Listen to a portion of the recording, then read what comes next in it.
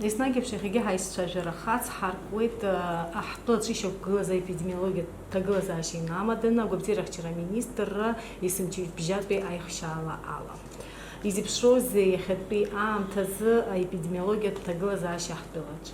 Зигифхух шахолобшла атаглазаши марядзами аха бриаспат хазихзуйо бри абас харай идахкалани ахамцар санипид нормаква и qaladзом чакалы qalота и шурхала арост ало убрезан убрягана хала и тахи фасхо да бри харай яхо ахаким суирхо санипид нормаква зихзу бри зиги инагдзаду. На сегодняшний день эпидобстановка в стране сложная, но контролируемая. В наших лечебных учреждениях лежат 165 пациентов, по Гудауте 28 пациентов, по инфекционной больнице 28, Тхварчал 11, Ачимчира 14, Гагра 17. В Российском военном госпитале находится 67 пациентов.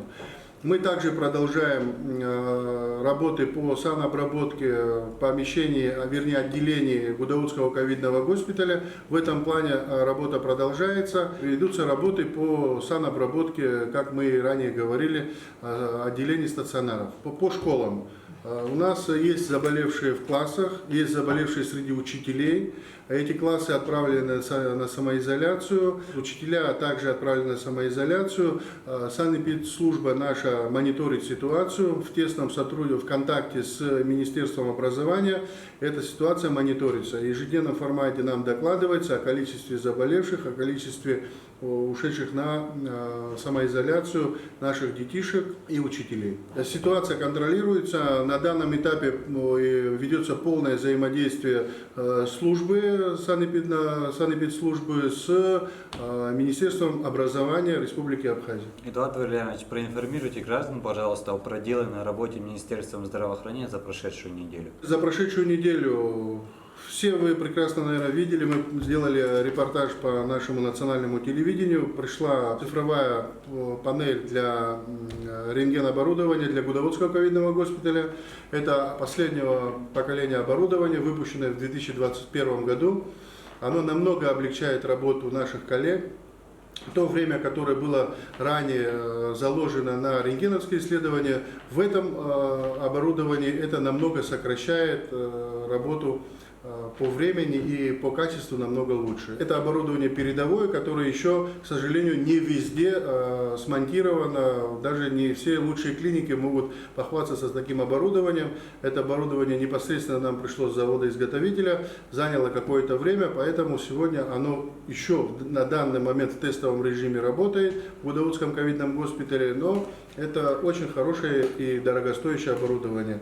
Также мы планируем, учитывая реалии и нагрузки, которые проходит вся рентгенологическая служба, в будущем планируем установить такую же цифровую панель, наверное, и в нашей республиканской больнице для облегчения работы наших сотрудников, для получения более качественного изображения и исследования рентгенологического нашим пациентам. На сегодняшний день функционирует в республиканской больнице КТ-аппарат и рентген-аппарат. Как обстоят дела в Гудаутском ковидном госпитале с КТ-аппаратом? Как работает? По работе республиканского КТ на данный момент КТ в республиканской больнице не функционирует. Мы ожидаем приезда профильных специалистов для монтажа оборудования и необходимого в последующем сервисного обслуживания. Это что касается КТ. Такая же ситуация с рентгеноборудованием. Буквально позавчера у нас опять вышел из строя рентген, уже мобильный переносной рентген, который вышел из строя. Это мы связываем, наверное, не знаю, это специалисты скажут, он сейчас на гарантийном обслуживании. Специалисты приедут и посмотрят его, скажут причину выхода из строя нашего переносного мобильного рентгенаппарата. КТ в Гудаутском ковидном центре работает стабильно, без сбоев. Тот наркозный аппарат, который был приобретен Минздравом и установлен в нашем Сухумском роддоме, он также функционирует, все работает без сбоев. Планируется наверное, через какое-то время ближайшее, они сейчас просто в пути, фетальные мониторы, которые были закуплены также для республики. Это тоже очень хорошее оборудование и дорогостоящее. А также могу сказать, что тот УЗИ-аппарат, который был передан инфекционной больнице города Сухум, функционирует, проходит исследования, сотрудники работают, нареканий не было.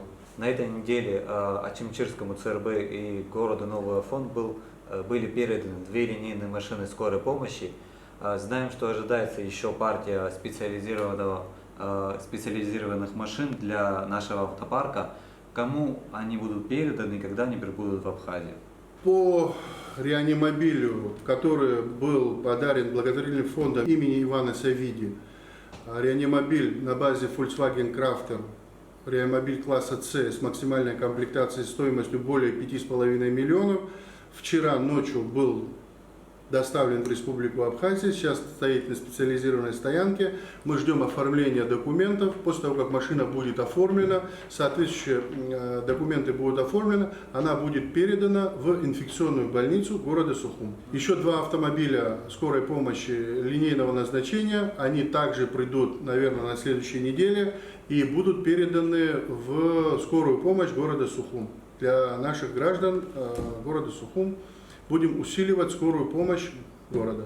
Темпы вакцинации, Эдуард Валерьянович, какова обстановка на сегодняшний день и сколько человек уже провакцинировалось? Спутником Лайт и провакцинировано на данный период времени 2697 человек. Поэтому вакцинация, я еще раз хочу сказать, что она у нас шла более сильными темпами. На данное время темпы снизились. Я хотел бы обратиться еще раз к нашим гражданам прививаться, так как вакцина, она спасает наши жизни. Те граждане, которые вакцинированы, они, даже если заболевают, это заболевание проходит в более легкой форме, поэтому еще раз призываю вакцинироваться. Как идет взаимодействие с российским военным госпиталем в Сухуми? И сколько пациентов уже прошли стационарное лечение, сколько пациентов получили консультативную помощь? Мы в тесном взаимодействии с руководством российского военного госпиталя в ежедневном формате мы обмениваемся информацией. Все необходимое для того, чтобы наши граждане получали в мобильном военном госпитале, необходимое делается. С Абдулом Магомедовичем мы ежедневно на связи. Есть рабочие моменты, которые стараемся решать незамедлительно. По кислородному обеспечению госпиталя проблем нет. Мы завезли на этой неделе, у нас в хранилищах в Гудаутском ковидном центре находится более 32 тонн жидкого кислорода. 180 баллонов также заполнены, стоят в резерве для Гудаутского ковидного госпиталя.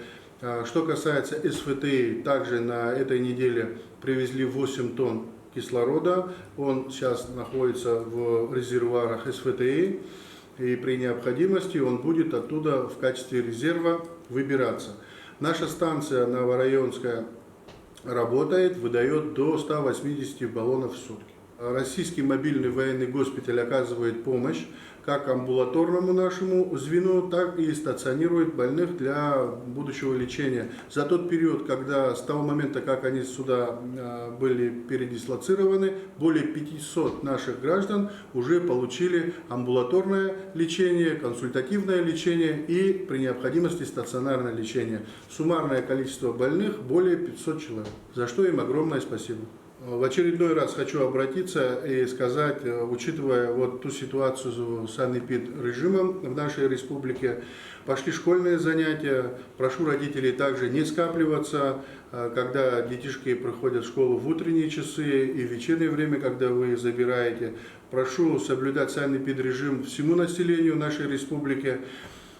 Если мы не будем это соблюдать, не получится у нас разорвать эту цепочку заболеваемости. Министерство здравоохранения и все медицинское сообщество на сегодняшний день уделяет большое внимание распространению коронавирусной инфекции и борьбе с ней.